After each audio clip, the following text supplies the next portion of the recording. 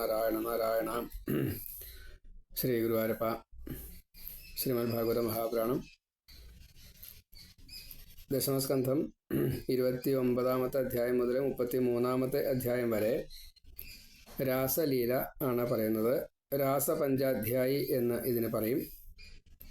അതിൽ ഗോപികാഗീതം ഏറ്റവും മികച്ചത്. അപ്പോൾ ഭാഗവതം രാസപഞ്ചാധ്യായി ദശമം, അതേപോലെ രാസപഞ്ചാധ്യായി, അതിൽ ഗോപികാഗീതം. ഇങ്ങനെയാണ് സ്വതേ എൻ്റെ ഒരു മേന്മ, ശ്രേഷ്ഠതാക്രമം പറയാം. അത് എത്താൻ നമ്മൾ വാണി ഗുണാനുകഥനെ ശ്രവണോകഥായാം ഹസ്തവച്ചു കർമ്മസു മനസ്തവ പാതയോർന്ന സ്മൃത്യാം ശിരസ്തവ നിവാസ ജഗൽപ്രണാമേ ദൃഷ്ടി സദാം ദർശനേസ്തു ഭവതനൂനാം. ഈ ശ്ലോകത്തെ ആണ് ആശ്രയിക്കേണ്ടത്. ഇന്ദ്രിയങ്ങളൊക്കെ ഭഗവത് ഉന്മുഖമാക്കി തീർക്കുക. മനഃശുദ്ധി കിട്ടാൻ വേണ്ടിയിട്ട് നമോ ഭഗവതേ തുഭ്യം വാസുദേവായ ധീമഹി പ്രദ്യുമ്നായ അനിരുദ്ധായ നമ സംഘർഷണായ ച. അന്ധകരണ ശുദ്ധി കിട്ടും. അതിന് കൃഷ്ണായ വാസുദേവായ ഹരിയെ പരമാത്മനെ പ്രണതക്ലേശനാശായ ഗോവിന്ദായ നമോ നമ. ശ്രീകൃഷ്ണനെ ആശ്രയിക്കാം. ഭവേ ഭവേ യഥാഭക്തി പാദയോസ്തവ ജായതേ തഥാ കുരുഷ ദേവേശ നാഥസ്ത്വം നോയത പ്രഭോ നാമസങ്കീർത്തനം യസ്യ സർവപാപപ്രണാശനം പ്രണാമേ ദുഃഖശമന തം നമാമി ഹരിം പരം. ഈ ഒരു ഭാവത്തിൽ ഭഗവാനെ ആശ്രയിക്കുക. അപ്പം ശ്രീകൃഷ്ണനെയാണ് ആശ്രയിക്കേണ്ടത്. പ്രത്യക്ഷ കൃഷ്ണ ഏവഹി ആയിട്ടുള്ള ഭാഗവതത്തെയാണ് ആശ്രയിക്കേണ്ടത്. ഗോപികമാരുടെ ഭക്തിയെയാണ് നാം പിന്തുടരേണ്ടത്. ഗോപികമാരുടെ ഈ കൃഷ്ണനോടുള്ള ഭാവമാണ് നാം ശീലമാക്കേണ്ടത്. ഇതൊക്കെ പറയാൻ രാസലീല എന്നുള്ളത് പറയണം. ഒരു ശരത്കാല രാത്രിയിലാണ്, പൗർണമി ദിവസമാണ് രാസക്രീഡ ആരംഭിക്കുന്നത് എന്ന് 7ാമത്തെ വയസ്സിലാണ് എന്നും പറയണം. 12 മണി സമയം, നിശീത സമയം, ഏകദേശം ആ സമയത്താണ്. 2ാം യാമത്തിൻ്റെയും 3ാം യാമത്തിൻ്റെയും ഇടയ്ക്ക്. അപ്പോൾ ശരത്കാലമായതുകൊണ്ട് സംശുദ്ധം, വായു, വെള്ളം, ആകാശം, അന്തരീക്ഷം, ഭൂമി ഒക്കെ ശുദ്ധമാണ്. മനസ്സും അതേപോലെ ശുദ്ധമായിരിക്കും. പാകത്തിന് തണുപ്പ്, അപ്പോൾ തന്നെ സുഖമായി. പിന്നെ ഭഗവാൻ എല്ലാവരെയും ഒന്ന് മയക്കി. അത് കാരണം രാസക്രീഡയ്ക്ക് വരേണ്ടവർക്ക് അതിൻ്റെ ആനന്ദം, വീട്ടിൽ സുഖമായിട്ട് കിടന്ന് ഉറങ്ങുന്നവർക്ക് അതിൻ്റെ ആനന്ദം. ഉറക്കൊഴിച്ചു കഴിഞ്ഞാൽ ഈ ഗോപികൾക്ക് വീണ്ടും രാവിലെ ഉറങ്ങണ്ടാത്ത ഒരവസ്ഥയിൽ എത്തിക്കൽ, അത് ഭഗവാന്റെ മായ. ഈ ചില മായകളൊക്കെ നമുക്ക് വലിയ ഗുണമാണ്. അത് നമുക്ക് ഭഗവാൻ അങ്ങനെ അനുവദിച്ച് തരണമെങ്കിൽ നമ്മൾ അത്രയും ഭക്തന്മാരായി തീരണം, അല്ലെങ്കിൽ പറ്റില്ല.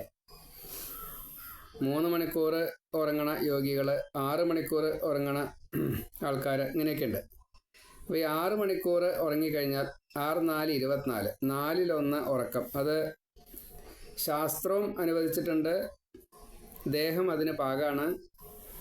മനസ്സ് ആ രീതിയിൽ അതിനെ സ്വീകരിക്കും. ശരീരവും അതിനെ ഉൾക്കൊള്ളും. നമുക്ക് ഇതിനൊക്കെ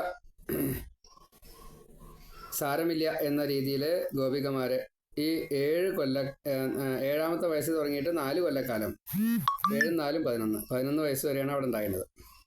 അപ്പം അതുകൊണ്ട് ഭഗവാന്റെ ഈ മായ അത് കേൾക്കുമ്പോൾ, പറയുമ്പോൾ, അതിനെ മനനം ചെയ്യുമ്പോൾ ഒക്കെ സച്ചിദാനന്ദത്തെ അനുഭവിക്കാൻ സാധിക്കും. യഥാർത്ഥത്തിൽ അത് ലയിക്കുകയാണെങ്കിൽ തമ്മിൽ ഒട്ടിയ ഒരു ഭാവമാണ്. ശരീരം തമ്മിലല്ല, ജീവാത്മാവും പരമാത്മാവും തമ്മിൽ. രുക്മിണി കല്യാണത്തിനേക്കാൾ മീതയാണ് രാസക്രീഡ എന്ന രംഗം. സൂര്യൻ്റെ രശ്മി പോലെ ചേർന്നിരിക്കുകയാണ്. അപ്പോൾ ഈ ഗോപികളെ ആനന്ദിപ്പിക്കാൻ ഭഗവാൻ ആദ്യമേ തന്നെ വൃന്ദാവനത്തിലെത്തി, ഓടക്കുഴൽ ഊതി. അപ്പോൾ കാര്യത്തെ പറഞ്ഞു എന്ന് സാരം. ഓടക്കുഴൽ ഊതൽ വേദമാണ്. ഇരുട്ട് ആണ് രംഗം. പൗർണമി ദിവസമാണ്. കൃഷ്ണചന്ദ്രനാണ് പ്രകാശത്തെ ചൊരിയുന്നത്. കിട്ടുന്നത് ജ്ഞാനപ്രകാശമാണ്, അനുഭവിക്കുന്നത് ശീതളിമയാണ്. ഈ രംഗത്തെ ഉണ്ടാക്കാനാണ് കൃഷ്ണൻ അവിടെ വന്നത്. അപ്പോൾ രാസലീല കൈകാര്യം ചെയ്യുമ്പോൾ വളരെ അറിവുണ്ടെങ്കിൽ മാത്രമേ കൈകാര്യം ചെയ്യാൻ പാടൂ. അപ്പോൾ ആ അറിവില്ല എങ്കിലും അറിയാവുന്നത് പറയണം.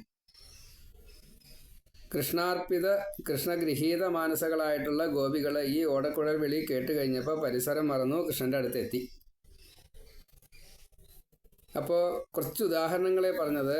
പശുക്കറവ ചെയ്യുന്നവർ അത് നിർത്തി ഭക്ഷണം പകുതി വിളമ്പി സ്തന്യപാനം നിർത്തി ബ്രഹ്മഹത്യാപാപങ്ങൾ വരുന്നതായിട്ടുള്ള രംഗങ്ങളാണ്. കുഞ്ഞുങ്ങളെ മറന്നു, ഭർത്തൃസേവ മറന്നു, ഊണ് നിർത്തി, അലങ്കാരം നിർത്തി, ആഭരണാദികൾ മാറി മാറിയിട്ടു. കൃഷ്ണഭക്തി അത് പ്രഥമം, മുഖ്യസ്ഥാനം കൃഷ്ണ സംഘം. ഇങ്ങനെ ആവേശമായിട്ട് വല്ലാത്തൊരു ഭാവത്തിലാണ് ഗോപികൾ എല്ലാവരും കൂടി കൃഷ്ണൻ്റെ അടുത്തേക്ക് എത്തുന്നത് രാത്രിയിൽ. അപ്പം അതിൽ ഒരു ഗോപികയ്ക്ക്, ഒരു ഗോപിക എന്ന് പറയണമെന്നേ ഉള്ളൂ, 1 or 2 ഗോപികയാവാം, അല്ലെങ്കിൽ എത്ര ഗോപിക കാണിച്ചാൽ ആവാം. ഗൃഹനാഥന്മാർ പൂട്ടിയിട്ട ഗൃഹനാഥകളായിട്ടുള്ള ഈ ഗോപികൾ അസ്വതന്ത്രര്, അബലകള്, വല്ലഭ സ്ത്രീകള്, അവർ ഒരാളോ 2 ആളോ എത്ര ആളോ ആയിക്കോട്ടെ, മനസ്സ് ഉരുകി അവരുടേതായിട്ടുള്ളത് മറക്കേണ്ടി വന്നു. അവർ ഭഗവാൻ ലയിച്ചു, ശരീരത്തെ ഉപേക്ഷിച്ചു, മുക്തി നേടി. അതൊരു വല്ലാത്ത ആവേഗം ആണ് എന്ന് സാരം, തടുക്കാൻ പറ്റാത്തതാണ്. നമുക്കൊക്കെ ഉണ്ട് ഇത്, പക്ഷെ നമുക്ക് അവിടെ എത്താൻ സാധിക്കണില്ല. ആ ആവേഗം നമ്മുടെ ഉള്ളിൽ നിന്ന് വരണില്ല, അത്രയേ ഉള്ളൂ. അങ്ങനെ പുണ്യം നേടിയതായിട്ടുള്ള ഈ തീവ്രമായിട്ടുള്ള ധ്യാനം കൊണ്ട് ഈ ജീവാത്മാവിനെ പരമാത്മാവിൽ ലയിപ്പിക്കാൻ പറ്റും എന്ന് രാസക്രീഡയുടെ തുടക്കത്തിന് മുന്നേ തന്നെ ഗോപികളുടെ ഒരു ഭാവത്തെ ഒരു ഗോപികയിലൂടെ നമുക്ക് കാണിച്ചു തന്നു. അപ്പോൾ പരീക്ഷത്തിൽ ചോദിക്കുകയാണ്, ഈ ഗോപികൾ കൃഷ്ണനെ നന്ദനന്ദനായിട്ട് സുന്ദര ഗോപാലൻ എന്ന നിലയ്ക്കല്ലേ സ്വീകരിക്കുന്നത്? ദേഹബോധമല്ലേ, ബ്രഹ്മബോധമല്ലല്ലോ. നിർഗുണ ബ്രഹ്മത്തിൽ മനസ്സുറപ്പിച്ചാലല്ലേ യഥാർത്ഥത്തിൽ മുക്തി കിട്ടുള്ളൂ. കർമ്മവാസന നശിക്കണ്ടേ? ശരീരം, ഇന്ദ്രിയം, വിഷയം, സത്വരജസ്തമോ ഗുണങ്ങൾ, ഈ ശബ്ദസ്പർശ രൂപരസഗന്ധങ്ങൾ, ഇതൊക്കെ വിഷയങ്ങൾ വിട്ടാലല്ലേ ശരിയാവുള്ളൂ, മുക്തി കിട്ടുള്ളൂ. അപ്പോൾ കൃഷ്ണൻ സഗുണനാണോ നിർഗുണനാണോ? നമുക്ക് ആദ്യമേ തന്നെ ഭാഗവതം പറഞ്ഞു തരുന്നത് പരബ്രഹ്മസ്വരൂപിയായിട്ട് പരിപൂർണതമനായിട്ടാണ് ഭഗവാന്റെ വരവ്, അവതാരം. ശ്രീ ശുകബ്രഹ്മർഷി പറയാണ്, ശത്രുത കൊണ്ട് ഹിരണ്യകശിപു മുക്തി നേടി, ഭയം കൊണ്ട് കംസൻ മുക്തി നേടി. അപ്പോൾ സ്നേഹിക്കുന്ന ഗോപികൾക്ക് മുക്തി ഉറപ്പാണ് എന്നുള്ള കാര്യത്തിൽ സംശയമുണ്ടോ? കൃഷ്ണൻ ബ്രഹ്മാവസ്ഥയിലല്ലേ? എന്താ പരീക്ഷത്തെ ഇങ്ങനെ ചോദിക്കാൻ കാരണം? ആകാശം പോലെ സർവവ്യാപിത്വം, സമുദ്രം പോലെ അഗാധത, എത്രയെത്ര നദികളാണ് അവിടെ വന്ന് ചേരുന്നത്. ഏതിൻ്റെയെങ്കിലും സ്വത്വം അറിയുന്നുണ്ടോ? എത്രയോ ജീവജാലങ്ങൾ ബ്രഹ്മത്തിലേക്ക് ലയിക്കണു. അവിടെ ബ്രാഹ്മണനോ ക്ഷത്രിയനോ വൈശ്യനോ ശൂദ്രനോ ഉണ്ടോ? കുട്ടിയാണ്, വയസ്സനാണ്, മധ്യവയസ്കനാണ്, കുമാരനാണ്, വല്ല വ്യത്യാസമുണ്ടോ? ഭഗവാൻ എല്ലാം സ്വീകരിക്കും, ഒരേപോലെയാണ്, ഒരു മാറ്റവും ഇല്ല സമുദ്രത്തിന്. എന്ന കൂട്ടത്തിൽ ഭഗവാൻ ഒരു മാറ്റവും ഇല്ല. തിരമാലകൾ ധാരാളം ഉണ്ടാവും, പക്ഷെ അതൊക്കെ ഉണ്ടായ പോലെ തന്നെ മറയുകയും ചെയ്യും. ഭഗവാനായിട്ടുള്ള ഈ ശ്രീകൃഷ്ണ പ്രേമം അത് എത്രത്തോളം നമ്മിൽ, ഇപ്പം നമ്മളിപ്പോൾ രാസക്രീഡയൊന്നും കണ്ടിട്ടില്ല, കൃഷ്ണനെ തന്നെ കണ്ടിട്ടില്ല, ഗോപികളെ കണ്ടിട്ടില്ല. ഭഗവാൻ അനുഗ്രഹിക്കുന്നതായിട്ട് രംഗങ്ങളെ ഭാഗവതത്തിലൂടെ ചിലത് കുറച്ച് മനസ്സിലാക്കാൻ ശ്രമിക്കുന്നു എന്ന് മാത്രമേ ഉള്ളൂ. ആ നമുക്ക് പോലും ഇത് കിട്ടും എന്ന് ആചാര്യന്മാർ സ്മരിക്കുന്നു. അപ്പോൾ എത്ര പ്രാധാന്യമുണ്ട് കൃഷ്ണനെന്ന് കണക്കാക്കിയാൽ മതി. കൃഷ്ണൻ ഈശ്വരനുമാണ്, സകലനുമാണ്, ദ്വന്ദ്വമില്ല എന്ന ദ്വന്ദ്വമുണ്ട്. അങ്ങനെയുള്ള ഭഗവാന്റെ അടുത്തെത്തിയ ഗോപികൾക്ക് ഈ ഭഗവാനിൽ ചേരാൻ ഒരു പ്രയാസമില്ല. ശ്രീ ശുകബ്രഹ്മർഷി പറയാണ്, ഭഗവാന്റെ അടുത്തെത്തിയതായിട്ടുള്ള ഈ ഗോപികളോട് ഭാഗ്യവതികളായ നിങ്ങൾക്ക് ഇപ്പോൾ ഇങ്ങോട്ട് വരാൻ തോന്നിയതിൻ്റെ കാരണം എന്താ? ഏതായാലും വന്നുവല്ലോ, സ്വാഗതം, ഇരിക്കൂ, കുശലം പറയൂ. എപ്പോഴും കൃഷ്ണനെ മാത്രം സ്മരിച്ച് ഇരിക്കുന്നവർക്ക് കുശലത്തിൻ്റെ ആവശ്യമില്ല. എല്ലാ സമയത്തും ഒപ്പം നടക്കുന്ന ഒരു സുഹൃത്ത് പിന്നെ കണ്ടു കഴിഞ്ഞാൽ ആദ്യം കുശലം ചോദിക്കേണ്ട പതിവില്ല. ഒരു കണ്ടിന്യൂസ് പ്രോസസ്സാണത്. അകലെ ആയിരുന്നാലും അടുത്ത് എന്ന രീതിയിലാണ് സുഹൃത്തുക്കൾ ഉണ്ടാവുക. നേരിട്ട് അങ്ങോട്ട് ശരീരം തമ്മിൽ കാണുന്നില്ല എന്ന് മാത്രമേ ഉള്ളൂ. ഇന്നത്തെ പോലെ തന്നെ മൊബൈലിൽ കാണുന്ന പോലെ എന്നും കണ്ടുകൊണ്ടിരിക്കുകയാണ്, എപ്പോഴും കണ്ടുകൊണ്ടിരിക്കുകയാണ്. അപ്പോൾ വീണ്ടും ഒരു കുശലത്തിൻ്റെ ആവശ്യമില്ല. എങ്കിലും ഞാൻ നിങ്ങൾക്ക് എന്താ ചെയ്തു തരേണ്ടത്? നിങ്ങൾ എന്തിനാ അങ്ങോട്ട് വന്നത്? ഗോകുലത്തിലെ കാര്യങ്ങളൊക്കെ ക്ഷേമം തന്നെയല്ലേ? ഏതെങ്കിലും തരത്തിൽപ്പെട്ടതായിട്ടുള്ള ഹിംസ്ര ജന്തുക്കളൊക്കെ നിങ്ങളെ ഉപദ്രവിച്ചു വെച്ചാൽ ഞാനും കുടുങ്ങി, നിങ്ങളും കുടുങ്ങി. എന്തിനാ ഈ രാത്രി അസമയത്ത് വീട് വിട്ടിട്ട് ഇങ്ങോട്ട് പോകുന്നത്? അച്ഛനെയും ഭർത്താവിനെയും പുത്രനെയും ഉപേക്ഷിക്കാൻ പാടുമോ? കടമകൾ മറക്കാൻ പാടുമോ? തെറ്റല്ലേ? അവർ പരിഭ്രമിക്കില്ലേ? വൃന്ദാവന ശോഭ അവിടെ ഇരുന്നാൽ തന്നെ നിങ്ങൾക്ക് കാണാൻ സാധിക്കും. അപ്പോൾ ഇവിടെ ഇങ്ങോട്ട് വരേണ്ട കാര്യം എന്താണ്? ഞാൻ എന്നും നിങ്ങളെ കണ്ടുകൊണ്ടിരിക്കണം, നിങ്ങൾ എന്നെയും കണ്ടുകൊണ്ടിരിക്കണം. പിന്നെ ഇപ്പോൾ രാത്രിയിൽ കാണാൻ എന്താ ഉള്ളത്? ഈ സുഗന്ധവും ശീതളിമയും കാര്യങ്ങളൊക്കെ സ്ഥിരമായിട്ട് നിങ്ങൾക്ക് അനുഭവിക്കാൻ സാധിക്കുന്നുണ്ടല്ലോ. ഇനി മടങ്ങി പോയിക്കോളൂ. ഏതായാലും ഇപ്പോൾ വന്നു, ഇതൊക്കെ അനുഭവിച്ചു, എന്നെ കാണുകയും ചെയ്തു, കാര്യം നടന്നു, പോയിക്കോളൂ. പതിവ്രതകളെ എന്നാണ് വിളിച്ചത് കേട്ടോ. ഗോപികളെ വിളിച്ചത് ജാരബുദ്ധിയാണ് അവർ വന്നത്. പതിവ്രതകളെ എന്നാണ് വിളിച്ചത്. ഭർത്തൃ ശുശ്രൂഷ ഈശ്വര സേവയാണ്. നിയമത്തെ പറയാ. ആകാശത്തേക്ക് ഇടയ്ക്ക് നോക്കണുണ്ടോ സംശയമുണ്ട് കൃഷ്ണൻ. മുനിമാളൊക്കെ നിൽക്കണ്ട അവിടെ മഹാഋഷിമാർ, നാരദനെ പോലുള്ളവർ, സനകാദികളെ പോലുള്ളവരൊക്കെ നിൽക്കുന്നുണ്ട്. ശ്രീ ശിവകുമാർ മഹർഷി അവിടെ നിൽക്കുന്നുണ്ട്. അപ്പോഴാണ് പറയണത് പതിവ്രതകളെ ഭർത്തൃ സേവ ഈശ്വര സേവയാണ്.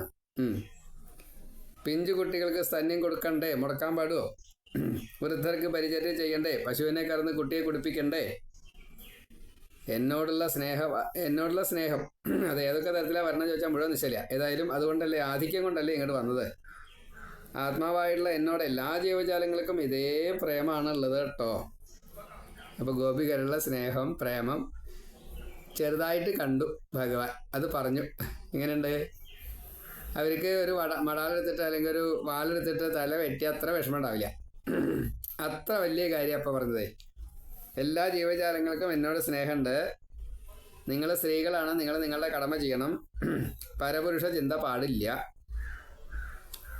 ഭഗവാൻ പൂർവ്വജന്മത്തിൽ പറഞ്ഞത് ജാരബുദ്ധിയ എന്നെ സ്വീകരിച്ചോളൂ, ഞാൻ അന്ന് നിങ്ങൾക്ക് അതിൻ്റെ മാക്സിമത്തിലുള്ള നിങ്ങളുടെ ഇപ്പോഴത്തെ ആഗ്രഹമല്ലേ അത് ഞാൻ നടത്തി തന്നോളാം എന്നാ. അതിന് കടകവിരുദ്ധമായിട്ടാണ് നിങ്ങൾ പൊയ്ക്കോളൂ എന്ന് പറഞ്ഞത്. അന്യപുരുഷ ചിന്ത പാടില്ല. ദുഷ്കീർത്തി ഉണ്ടാവും, നരകാണ് ഫലം ഉണ്ടാവുക കേട്ടോ. എൻ്റെ ദേഹമഹിമകളെ കേട്ടിട്ട് കീർത്തിച്ചിട്ട് അതിൽ ആകൃഷ്ടരായിട്ട് നിങ്ങളിപ്പോൾ വന്നതാണ് തെറ്റായത്. എൻ്റെ ഈശ്വര മഹിമകളെ കേട്ട് ഈശ്വരനാകുന്ന ഭഗവാനിൽ നിങ്ങൾ ലയിക്കുകയാണ് വേണ്ടത്. അല്ലാണ്ട് ഈ കന്നുകാലി മേക്കണ എന്നിൽ വന്നു ചേരല്ല വേണ്ടത്. മനസ്സടങ്ങാൻ ഈശ്വര ഉപാസനയാണ് വേണ്ടത്. ഭക്തി കിട്ടും. അപ്പം നിങ്ങൾ എന്നിൽ എത്തുകയും ചെയ്യും. അതിന് എൻ്റെ ഈ സാമീപ്യത്തിൻ്റെ ആവശ്യമില്ല. നിങ്ങൾ അവിടെ ഇരുന്നിട്ട് അത് ചെയ്തോളൂ. എന്നാൽ പോയിക്കോളൂ, പോവല്ലേ. ഗോപികൾ അപ്പം മരിച്ചില്ല എന്നൊക്കെ ഉള്ളൂ. ആ മറ്റേ ഗോപി എത്ര ഭാഗ്യവതിയായിരുന്നു, ഏതോ മരിച്ചാളെ ഭഗവാന് ചേർന്നല്ലോ. സമ്മതം ചോദിക്കലില്ല അവിടെ. ഇവിടെ ഇപ്പോൾ സമ്മതം ചോദിച്ചതാ കുഴപ്പമായത്. മനസ്സ് തകർന്നു. അവർ ശ്വാസോച്ഛ്വാസം ചെയ്യാൻ മറന്നുപോയി. ചുണ്ട് വരണ്ടു, കരഞ്ഞു. കാലുകൊണ്ട് ഇങ്ങനെ തള്ളവരലുകൊണ്ട് ഭൂമിയിൽ മണലിൽ ഇങ്ങനെ ചിത്രം വരച്ചു, ചന്ദ്രകലയൊക്കെ വരച്ചു. എല്ലാ ചലനങ്ങളും ഇല്ലാത്ത രീതിയിൽ തൂണ് പോലെ ആയിപ്പോയി ഓരോരുത്തരും. അപ്പോൾ ഈ പ്രിയപ്പെട്ടതായിട്ടുള്ള കൃഷ്ണൻ എന്തുകൊണ്ടാണ് നമ്മളോട് ഇങ്ങനെ പറഞ്ഞത് എന്ന് അങ്ങോട്ടും ഇങ്ങോട്ടും ചോദിക്കാതെ കണ്ട് കണ്ണും പിടിയൊക്കെ കാട്ടി ഗോപികൾ. എന്തിനാ നിഷേധിക്കണേ? അപ്പോൾ പറഞ്ഞു ഒരാൾ, കൃഷ്ണ ഇങ്ങനെ കഠിനമായിട്ടുള്ള വാക്കുകൾ പറയരുത് കേട്ടോ. ഞങ്ങൾക്ക് അങ്ങല്ലാതെ ഈ പ്രപഞ്ചത്തിൽ ആരാ ഉള്ളത്? അങ്ങയെ ആശ്രയിച്ച ഞങ്ങളെ എന്തിനാ അങ്ങ് ഉപേക്ഷിക്കണത്? മുമുക്ഷുക്കളെ വിഷ്ണു സ്വീകരിക്കുകയാണല്ലോ ചെയ്യുക. അങ്ങ് ഞങ്ങളെ ഒരിക്കലും കൈവിടില്ല എന്നുള്ള ഉറപ്പോട് കൂടിയിട്ടല്ലേ ഈ അർദ്ധരാത്രിക്ക് ഞങ്ങൾ എല്ലാ പണികളും നിർത്തിവെച്ച് അതേ ഭാവത്തിൽ അങ്ങയെ സ്വീകരിച്ചു കഴിഞ്ഞാൽ ഇപ്പോൾ അവിടെ ഭർത്താവാണ്, ഇവിടെ ഭഗവാനാണ് ഭർത്താവ്. അവിടെ മകനാണ്, ഇവിടെ മകനാണ് ഈ കൃഷ്ണൻ. അപ്പം ഇങ്ങനെ സ്വീകരിച്ചു കഴിഞ്ഞാൽ ഭഗവാൻ എല്ലാവരിലും ഉണ്ട്. അങ്ങയെ സേവിച്ചു കഴിഞ്ഞാൽ അങ്ങ് അവരിലെത്തില്ലേ? അവർക്ക് ആ സേവ കിട്ടില്ലേ? ഇതാണ് ഗോപികമാർ ചോദിച്ചത്. മുത്തശ്ശിയെ പരിചരിക്കുക എന്നുള്ളത് അങ്ങയെ പരിചരിച്ചു കഴിഞ്ഞാൽ മുത്തശ്ശിക്ക് ആ പരിചര്യം കിട്ടില്ലേ ഭഗവാനെ? അത് കിട്ടും. പിന്നെന്താ അപ്പം ഞങ്ങളിവിടെ വന്നിട്ട് അങ്ങയെ സേവിച്ചാൽ എന്താ കുഴപ്പം? ഇവിടെ എങ്ങനെ സേവിക്കണം എന്നുള്ള വിഷയമല്ല. അവിടെ ആ മുത്തശ്ശിക്ക് എന്താണോ കിട്ടേണ്ടത്, ഭർത്താവിന് എന്താണോ കിട്ടേണ്ടത്, ഈ അർഭകന് എന്താ കിട്ടേണ്ടത്, അത് അങ്ങ് കൊടുക്കില്ലേ? അത് കൊടുക്കും. അത് ചെയ്യാനേ ഞങ്ങൾ വന്നിട്ടുള്ളൂ. അപ്പോൾ അതുകൊണ്ട് ഞങ്ങളെ ഉപേക്ഷിക്കണ്ട. അങ്ങയിലെത്തിയാൽ പിന്നെ വേറെ ഒരു ധർമ്മം ചെയ്യണമെന്ന് എവിടെയും പറഞ്ഞിട്ടില്ല, ഒരു വേദത്തിലും പറഞ്ഞിട്ടില്ല. ശാശ്വതാനന്ദം കിട്ടുന്നത് അങ്ങയിൽ നിന്നാണ് എന്നുള്ളത് എല്ലാ വേദങ്ങളും പറയണു. അതിന് ഞങ്ങൾ അങ്ങയെ ആശ്രയിച്ചു. ഈ ബന്ധുക്കളെന്ന് പറഞ്ഞ ആളുകളൊക്കെ ദുഃഖമല്ലേ തരുള്ളൂ. അതുകൊണ്ട് ഞങ്ങൾ എന്ത് പ്രവൃത്തിയാണോ ചെയ്യുന്നത് അതിൽ അങ്ങ് സന്തോഷിക്കണം. അനവധി കാലമായിട്ട് ഞങ്ങൾ അങ്ങയെ ആഗ്രഹിക്കുകയാണ്. ഗൃഹസ്ഥകളല്ലേ എന്ന് വിചാരിച്ചിട്ട് അങ്ങ് ഉപേക്ഷിക്കരുത്. ഞങ്ങൾക്ക് പണി മാത്രമല്ലേ ഉള്ളൂ, വേറെന്താ കൂലിയായിട്ട് കിട്ടുക? ശ്രീകൃഷ്ണപാദ സേവയാണ് ഞങ്ങൾക്ക് ചെയ്യാനുള്ള ആഗ്രഹം. പക്ഷെ അത് ഭഗവാൻ സമ്മതിക്കണില്ല വെച്ചാൽ. അപ്പം അതുകൊണ്ട് കണ്ണ് ഭഗവാനെ കാണാൻ,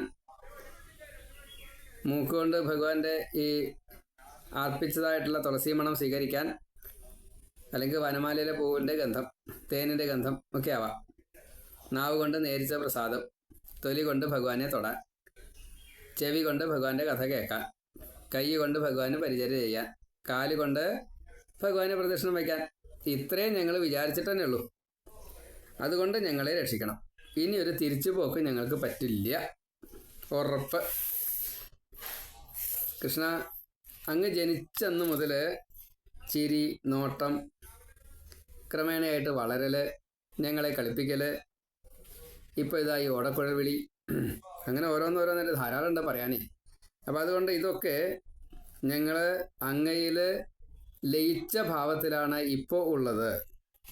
ഈ അനുഭൂതി ഞങ്ങൾക്ക് കിട്ടണമെങ്കിൽ സംഘം തന്നെ വേണം. ആ സംഘത്തെ ഞങ്ങൾക്ക് അനുഭവിപ്പിക്കണം, അനുവദിച്ച് തരണം, വരമായിട്ട് അനുഗ്രഹിക്കണം. ഇല്ലെങ്കിൽ ഒരു പക്ഷേ ഞങ്ങൾ ഈ ദേഹത്തെ ഉപേക്ഷിച്ച് പോകും. അതിൻ്റെ നാണക്കേട് ഞങ്ങൾക്കല്ല, അങ്ങയ്ക്കാണ്. ലക്ഷ്മി പോലും കൊതിക്കുന്നതായിട്ടുള്ള ഈ പാദത്തെ ഞങ്ങൾ എത്രയോ തവണ വക്ഷസ്സിൽ ധരിച്ചിരിക്കുന്നു. അങ്ങ് ശകടാസുരനെ ചവിട്ടിയിട്ടാണ് മുക്തി കൊടുത്തത്. അതേപോലെ അന്ന് തലോടി തന്ന ആ കാല് എന്നും ഞങ്ങൾ വക്ഷസ്സിൽ വെച്ച് നടക്കുകയാണ്. ഇനി വേറെ ഞങ്ങൾക്കൊരാഗ്രഹം ഇല്ല ഇനി. പക്ഷേ ഈ സംഘം കൊണ്ടാണ് ഈ ലയം കിട്ടുള്ളൂ എന്നതുകൊണ്ട് അതിൻ്റെ ഒരു മാക്സിമത്തിൽ ഞങ്ങൾക്ക് അനുഭവിക്കണമെന്നത് കൊണ്ടാണ് ഞങ്ങളിവിടെ വന്നത്. അതുകൊണ്ട് അതിനെ തടസ്സം ചെയ്യരുത്.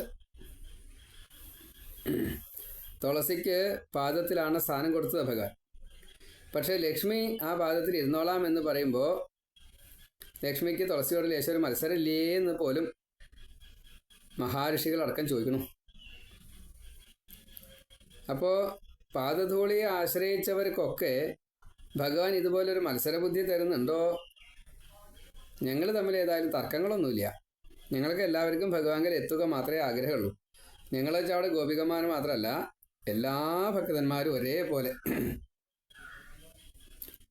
നമ്മളൊക്കെ വീട് വിട്ടിട്ട്, ഈ കൂട് വിട്ടിട്ട്, ശരീരമാകുന്ന കൂട് വിട്ടിട്ട് ഭഗവാങ്കൽ എത്തുകയാണ് വേണ്ടത്.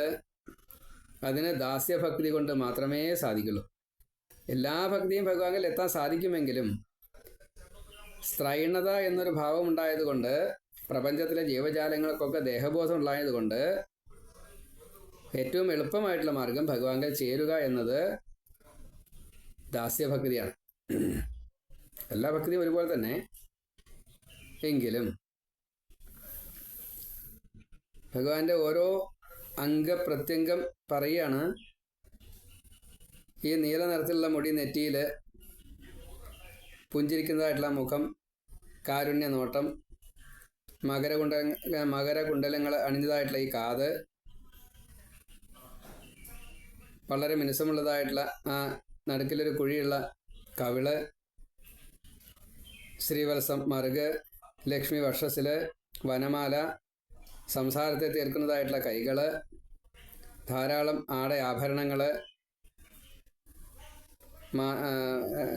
രത്നമോതിരം തൊട്ടുള്ള കടകം, വള തുടങ്ങിയുള്ള ധരിച്ചതായിട്ടുള്ള കൈകൾ, കൗസ്തുഭം ധരിച്ചതായിട്ടുള്ള കണ്ഠം, മേഘനിറം, അതിസുന്ദര രൂപം. ഭഗവാൻ ഓടക്കുഴൽ ഓതുന്നത് കണ്ടിട്ട് ഞങ്ങൾക്ക് മതിയാവണില്ല. ഞങ്ങൾക്ക് മാത്രമല്ല, പക്ഷിമൃഗാദികൾക്ക് മതിയാവണില്ല, സസ്യലതാദികൾക്ക്, വൃക്ഷലതാദികൾക്ക് മതിയാവണില്ല. അവരൊക്കെ സ്തബ്ധരായിട്ട് അത് കേട്ട് നിൽക്കണോ. ഞങ്ങൾക്ക് മാത്രം അനുഭവിക്കാൻ തരാവണില്ല. ഞങ്ങളെ മാത്രം എന്തിനാ ഭഗവാൻ നിഷേധിക്കണത്? അപ്പോൾ പ്രേമമുള്ളതായിട്ടുള്ള, ഏറ്റവും കൂടുതൽ ഇഷ്ടപ്പെടുന്നതായിട്ടുള്ള ഞങ്ങൾ ബ്രഹ്മാദി ലോകത്തിൽ പോലും വാഴ്ത്തപ്പെടുന്നവരാണ് കൃഷ്ണഭക്ത പ്രേമികൾ എന്ന്. അതിനെ അങ്ങ് സാധൂകരിക്കണമെങ്കിൽ ഈ രാസലീല ചെയ്തേ പറ്റൂ. രാസലീല വാക്കവിടെ പറഞ്ഞിട്ടില്ല കേട്ടോ. സകല ധർമ്മവും മറന്നിട്ടാണ് ഞങ്ങളിവിടെ വന്നിരിക്കുന്നത്. വിരഹദുഃഖം ഇത് ഞങ്ങൾക്ക് സഹിക്കാൻ വയ്യ. രാവിലെ കുറച്ചു നേരം കാണാൻ പറ്റും, വൈകുന്നേരം കുറച്ചു നേരം കാണാൻ പറ്റും. 2 സന്ധ്യയ്ക്കും ഒരു തേവാരം, ഇത്രയേ ഇപ്പോൾ കിട്ടണുള്ളൂ. അത് പോരാ, ഞങ്ങൾക്ക് രാത്രിയും പകലും കിട്ടണം. പകല് ഭഗവാൻ അനുവദിച്ചു തരില്ല, കാരണം കാലികളെ മേയ്ക്കാൻ പോകാനുണ്ട്. ഞങ്ങൾക്ക് കാട്ടിലേക്ക് പ്രവേശനമില്ല. അപ്പോൾ രാത്രി ഒരു തടസ്സമില്ലല്ലോ. ഞങ്ങൾക്ക് ഉറക്കമില്ല. അങ്ങ് ഉറങ്ങണ്ട, പാലകനായിട്ടുള്ള അങ്ങ് ഉറങ്ങാൻ പാടുമോ? അപ്പം അതുകൊണ്ട് അങ്ങ് ഉറങ്ങണ്ട, ഞങ്ങൾക്ക് ഉറക്കമില്ല. ഈ ആവശ്യത്തെ തീർത്തു തരല് ഭഗവാനെ അങ്ങയുടെ കടമയാണ്. അങ്ങ് ആ കൈകള് ഞങ്ങളുടെ ശിരസിൽ വെച്ച് അനുഗ്രഹിക്കണം. പാദം വക്ഷസിൽ വെച്ച് ചവിട്ടി മെതിക്കണം, നൃത്തം വെക്കണം. ഇങ്ങനെ പരിപൂർണമായിട്ട് ഭഗവാനിൽ ലയിച്ചു ആത്മാരാമനായിട്ടുള്ള ഈ കൃഷ്ണൻ അവരെ സ്വീകരിക്കാൻ നിർബന്ധിതനായി എന്ന് മനസ്സിലായപ്പോൾ തന്നെ ഗോപികളുടെ ഈ വാക്കുകൾ ഭഗവാനെ ആനന്ദിപ്പിച്ചു. അപ്പോൾ കൃഷ്ണൻ ഇവിടെ ഉണ്ട്. പൗർണമി ചന്ദ്രൻ ഉദിച്ചു. നക്ഷത്രങ്ങളൊക്കെ അതിൻ്റെ പരമാവധി ശോഭയിലാണ് നിൽക്കുന്നത്. അപ്പോൾ ആ സമയത്ത് കൃഷ്ണകഥകൾ പാടി ആടി, അതിനനുസരിച്ചുള്ള താളവാദ്യങ്ങൾ, പ്രകൃതി പോലും അതിന് അനുകൂലമായി. ക്രമേണ അത് ഒരു രാസനൃത്തമായിട്ട് മാറി. കൃഷ്ണൻ്റെ ഓടക്കുഴവിളി, ഗോപികളുടെ പാട്ട്, ഗോപികളുടെ അംഗചലനങ്ങൾ, വട്ടത്തിൽ നൃത്തം വെച്ച് ഓരോ ഗോപിക്ക് ഓരോ കൃഷ്ണൻ, ഓരോ കൃഷ്ണൻ ഓരോ ഗോപി, ചിരി, നോട്ടം, വാക്ക്, സ്പർശം, ആലിംഗനം, ചുംബനം, എത്രത്തോളം ഒട്ടിച്ചേരാൻ പറ്റുമോ അത്രത്തോളം ഒട്ടിച്ചേർന്നുകൊണ്ട് ഈശ്വര അനുഭൂതി ഭഗവാനാൽ കൊടുക്കപ്പെട്ടു. ലയം കിട്ടി. നല്ലോണം എൻ്റെ ആയി എന്ന് ഓരോ ഗോപിക്കും തോന്നിയപ്പോൾ കൃഷ്ണൻ എൻ്റെ സ്വന്തം, കൃഷ്ണൻ എൻ്റെ സ്വന്തം സൗഭഗമതം വന്നു. അതോടുകൂടിയിട്ട് ആ മഹാഭാഗ്യവതികളായിട്ടുള്ള അവരെ എല്ലാവരാലും പ്രശംസിക്കപ്പെടുക എന്നൊരു സന്ദർഭമുണ്ടായി. പക്ഷേ ഭഗവാൻ എൻ്റെ സ്വന്തമാണ്, ഇത് അഭിമാനം വന്നതോട് കൂടിയിട്ട്, ഭഗവാനാൽ കൊടുക്കപ്പെട്ടതാണ് ഈ അഭിമാനമെങ്കിലും അത് സൗഭഗമതമായിട്ട് ഒരു വിപരീത നെഗറ്റിവിറ്റി ഉണ്ടല്ലോ, അതും കൂടി തീരണം. അത് മോക്ഷത്തിന് തടസ്സമാണ്. അത് തീർക്കാൻ ഭഗവാൻ നിശ്ചയിച്ചു. അവരിൽ നിന്നും ഭഗവാൻ മറഞ്ഞു. അല്പജ്ഞൻ്റെ ജ്ഞാനം പോലെ അപമാനിക്കപ്പെട്ടാലാണ് ഈ അപമാനത്തെ ഇല്ലാണ്ടാക്കാൻ ജ്ഞാനത്തെ, യഥാർത്ഥത്തിലുള്ള ജ്ഞാനത്തെ നേടാൻ സാധിക്കൂ. അതിനു വേണ്ടിയിട്ട് ഭഗവാൻ മറഞ്ഞതോട് കൂടിയിട്ട് അവരുടെ വിഷമം ഇത്രത്തോളം, അവരുടെ ദണ്ണം ഇത്രത്തോളം എന്നുള്ളത് പറയാൻ നിർത്തില്ല. അത്ര ദുഃഖിച്ചു. ശ്രീകൃഷ്ണ ലീലകൾ ഓരോന്നായിട്ട് അവർ ഓർക്കാൻ തുടങ്ങി. കാരണം അപ്പോൾ അത് നൃത്തം ചെയ്തുകൊണ്ടിരിക്കുകയാണ്. കൃഷ്ണലീലകളാണ് പറഞ്ഞുകൊണ്ടിരിക്കുന്നത്. ആ കൂട്ടത്തിൽ അവർ പറയണു, പാടുന്നു, അഭിനയിക്കാൻ തുടങ്ങി. ഉന്മത്തകളായിട്ട് മാറി. എവിടെയാണ് കൃഷ്ണൻ അന്വേഷിക്കാൻ തുടങ്ങി. അവർ കൃഷ്ണലീലയിൽ സമരസപ്പെട്ടു, അതായിട്ട് മാറി. കാട് വിട്ടു, മറ്റൊരു കാട്ടിലെത്തി. അകവും പുറമില്ലാത്ത കൃഷ്ണനെ അന്വേഷിക്കാൻ തുടങ്ങി. സർവ്വവ്യാപിയായിട്ടുള്ള കൃഷ്ണൻ എന്തുകൊണ്ട് കാണുന്നില്ല? കാണാനുള്ള ഭക്തി ഇല്ലേ? കൃഷ്ണൻ സഞ്ചരിച്ചതായിട്ടുള്ള സ്ഥലങ്ങളിൽ അതിൻ്റേതായിട്ടുള്ള അനുഭൂതികളെ ഈ സസ്യജാലങ്ങൾക്കും കൂടി കൊടുത്തിട്ടുണ്ട്. അതുകൊണ്ട് ഓരോരുത്തരോടും ചോദിച്ചു. എല്ലാവരിലും കൃഷ്ണനെ കാണാം. സത്ത് അസത്ത്, ചേതനം അചേതനം, നിൽക്കുന്നത് ഓടുന്നത്, കാലുള്ളത് കാലില്ലാത്തത് പറഞ്ഞില്ല, എല്ലാവരോടും ചോദിക്കുകയാണ്. ആലിനോട്, ഇത്തിയോട്, അശോകത്തോട്, നാഗം, പുന്ന, രാമാനുജ കൃഷ്ണനെ കണ്ടുവോ? സ്ത്രീകളുടെ ഈ ഒരു അഹംഭാവം തന്നെ ഭർത്താവ് എത്രത്തോളം ആ സ്ത്രീകളെ സ്വീകരിക്കുന്നു അത്രത്തോളം കൂടും എന്നൊരു നിയമമുണ്ട്. അപ്പോൾ ആ നിലയ്ക്ക് ഭഗവാൻ തങ്ങളെ സ്വീകരിച്ചിട്ടുണ്ട് എന്ന ആ ഭാവമാണ് സൗഭഗമതമായിട്ട് മാറിയത്. അത് അവർക്ക് ബോധ്യം വന്നു. അതിനെ അഭിമാനിക്കാൻ പാടില്ല, സ്വീകരിക്കാനേ പാടൂ. ഈ പുഞ്ചിരിയാൽ നശിപ്പിക്കുന്നതായിട്ടുള്ള കൃഷ്ണനെ അഹം വന്നു കഴിഞ്ഞാൽ അത് മായപുഞ്ചിരിയാണ്. ഈ മായപുഞ്ചിരി കൊണ്ട് നമ്മളെ ഒരു പക്ഷേ അകറ്റി നിർത്തിയതാവാം. ഇവിടെ കൂടെ തന്നെ ഉണ്ടാവും. ഒന്ന് കാണിച്ചു തരൂ. തുളസിയുടെ ഒപ്പമുള്ള ആളാണല്ലോ കൃഷ്ണൻ. അതുകൊണ്ട് തുളസി കാണിച്ചു തരൂ. ഓരോരുത്തരോടും പറയാ ഭഗവാൻ, കാണിച്ചു തരൂ. കൃഷ്ണ എവിടെ, കൃഷ്ണ എവിടെ? മുല്ല, പിച്ചകം, വനമാലയിലത്തെ 6 ഋതുക്കളിലെ പൂക്കളുണ്ടല്ലോ. ഓരോരുത്തരോടും ചോദിച്ചു. ഓരോ ചെടിയോടും ചോദിച്ചു. തേന് കുടിക്കുന്ന വണ്ടുകളോട് ചോദിച്ചു. എവിടെ കൃഷ്ണൻ? കാണാനില്ല. കൃഷ്ണനെ സന്തോഷിപ്പിക്കുന്ന ഓരോരുത്തരോടും ചോദിച്ചു. മാവിനോടോ പ്ലാവിനോടോ ഓരോരുത്തരോടും ഭഗവാൻ ചോദിച്ചു. സസ്യലതാദികളോട്, പക്ഷിമൃഗാദികളോട് എല്ലാവർക്കും ഭഗവാനെ കിട്ടിയിട്ടുണ്ട്. ഭഗവാൻ എവിടെയാണെന്ന് അവർക്ക് പറഞ്ഞുതരാൻ അറിയില്ല. കാരണം അവർക്ക് പറയാൻ പറ്റില്ല. കൃഷ്ണനെ കിട്ടാത്തത് കൊണ്ട് ജീവിതം നഷ്ടമായി എന്ന് ഓരോ ഗോപിയും സ്വയമേവ അറിയണു പറയണു. ഭൂമിദേവിയോട് ചോദിച്ചു. കൃഷ്ണപാദ സ്പർശം കൊണ്ട് പുളകിതയാണല്ലോ. എവിടേക്കാണ് കൃഷ്ണൻ പോയത്? വാമനൻ ബലിയിൽ നിന്ന് അളന്നെടുക്കുമ്പോൾ രോമാഞ്ചം വന്നിട്ടില്ലേ? വരാഹമായിട്ട് തേറ്റയിൽ രസാതലത്തിൽ നിന്ന് കൊണ്ടുവരുമ്പോൾ, ഉയർത്തി കൊണ്ടുവരുമ്പോൾ അപ്പോൾ രോമാഞ്ചം ഉണ്ടായിട്ടില്ലേ? ആ കൃഷ്ണൻ എവിടേക്കാ പോയത്? മാൻപേടകൾ കൃഷ്ണൻ്റെ പാട്ട് കേട്ട് ഇങ്ങനെ നിന്നുണ്ട്. അതൊക്കെ നേരത്തെ സ്മരിച്ചിട്ടുണ്ട്. എവിടേക്കാ പോയത്? മാൻപേട കിടന്നുറങ്ങുകയാണ്. പക്ഷിമൃഗാദികൾ രാത്രി കിടന്നുറങ്ങുകയാണ്. അവരോടൊക്കെ ചോദിച്ചുകൊണ്ടേ ഇരിക്കുക തന്നെയാണ്. ഇവിടെയൊക്കെ വനമാല സുഗന്ധം ഉണ്ടല്ലോ. പിന്നീട് അവരുടെ സ്വഭാവങ്ങൾ മാറി. ഒരു ഗോപിയുടെ തോളിൽ കൈവച്ചുകൊണ്ട് മറ്റേ കൈയാൽ ഈ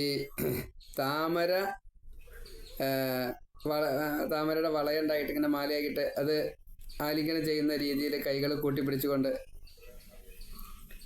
താമരമാല ചാർത്തുമ്പോൾ താമര കൊണ്ടുള്ള മാല അല്ലാതെ കണ്ട് താമര തണ്ട് കൊണ്ടൊരു ചെറിയ മാലയൊക്കെ ഉണ്ടാക്കി അങ്ങനെ ഒരു സൂത്രമുണ്ട്. അങ്ങനെ ഓരോരുത്തരും കുറച്ച് വാടി.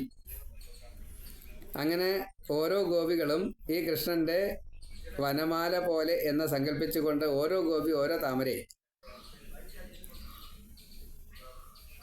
ആ കൃഷ്ണൻ്റെ എവിടെയൊക്കെയാണോ സ്പർശിക്കേണ്ടത് അവിടെയൊക്കെ ഓരോ പൂവായിട്ട് ഓരോരുത്തർ സങ്കല്പിച്ചു. മാലയായിട്ട് അവർ എങ്ങനെ കിടന്നു? കിടക്കാനൊന്നും പറ്റില്ലല്ലോ, സങ്കല്പിച്ചു.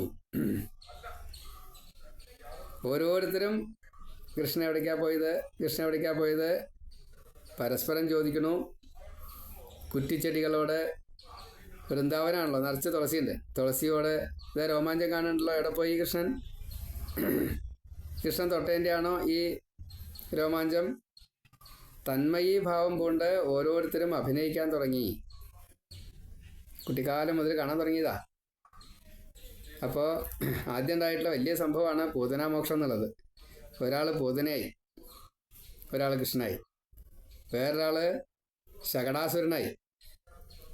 ഒപ്പം ഗോപബാലന്മാർ കാവലൊക്കെ ഉണ്ട്.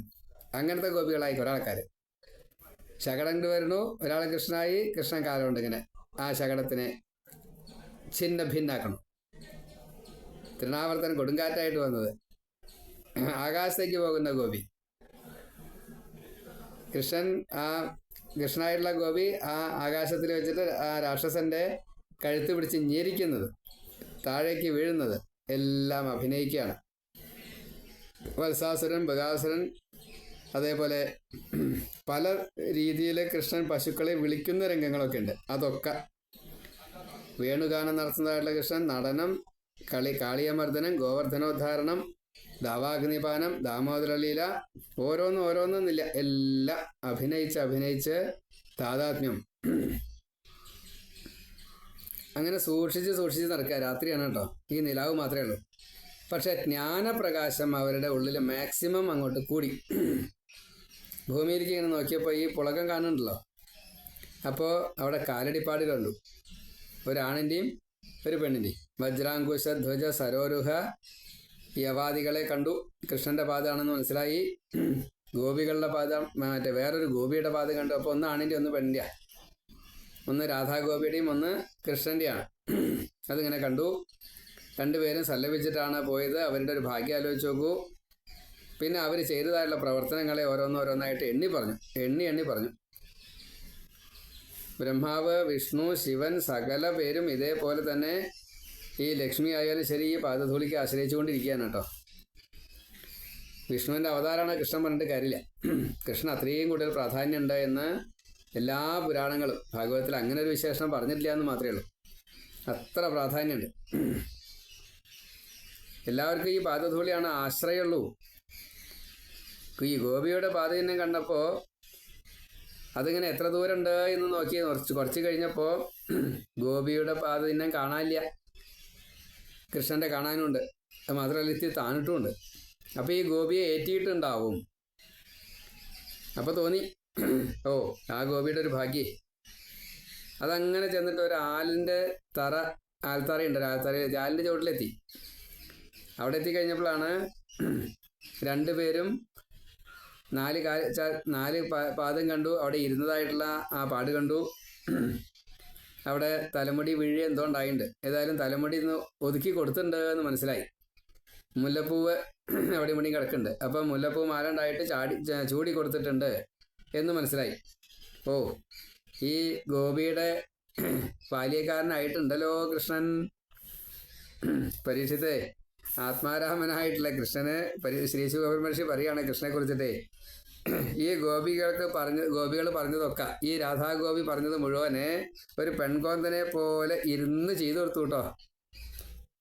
ആ സുഹൃതിനി ഈ രാധാഗോപി ഇല്ലേ, രാധ എന്നുള്ള പേര് ശ്രീ ശുഗ മഹർഷി പറഞ്ഞിട്ടില്ലെങ്കിലും നമുക്ക് പറയാം.